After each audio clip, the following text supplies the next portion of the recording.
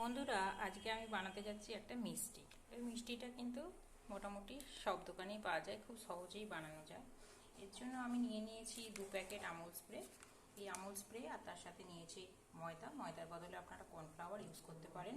মনে রাখবেন, যতটা দুধ নেবেন কাপের মেজারমেন্টে ঠিক ততটাই ময়দা নেবেন। ময়দা না থাকলে কর্নফ্লাওয়ার নিতে পারেন বা আপনারা আটাও ইউজ করতে পারেন।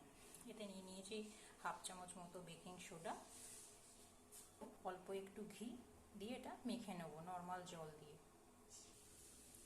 এবার এরকম একটা ডো বানিয়ে নেব, দিয়ে তার থেকে ছোট ছোট লেচি কাটবো। দেখছেন, বানিয়ে নিয়েছি। এবার কড়াই ঘি গরম হতে দিয়েছি। এবার একটু একটু করে ভেজে নেব। অল্প আঁচে কিন্তু অনেকক্ষণ ধরে ভাজতে হবে। আঁচ কিন্তু জোরে দেওয়া চলবে না। অল্প আঁচে এরকম লাল লাল করে ভেজে তুলতে হবে।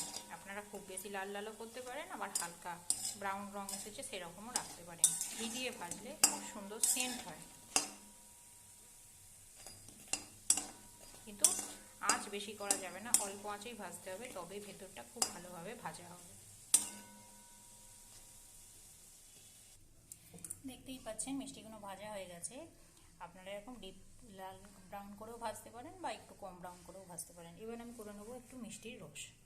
মিষ্টির রস কিন্তু খুব মোটা হবে না, জাস্ট পাতলা একটা রস হবে। এবার মনে রাখতে হবে, এই মিষ্টিটার ক্ষেত্রে মেজারমেন্টটা খুব উপকারী। আপনারা কি করবেন, যতটা গুঁড়ো দুধ নেবেন, যদি 1 কাপ গুঁড়ো দুধ নেন তাহলে 1 কাপ ময়দা এবং 1 কাপ চিনি দিয়েই রসটা বানাবেন।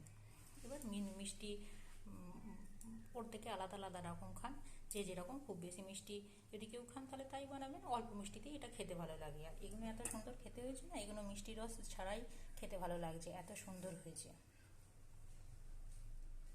দেখতেই পাচ্ছেন মিষ্টির রস আমার হয়ে গেছে। এবার কি করব, এই মিষ্টিগুলো ওর মধ্যে একটু ফেলে 10 মিনিট মতো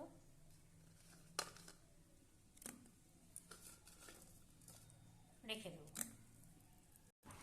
ব্যাস হয়ে গেল, বানিয়ে ফেলুন ঘরোয়া মিষ্টি এবং বাড়ির সবাই মিলে আনন্দ করে খান। দেখুন কেমন হয়েছে, দেখাচ্ছি একটা।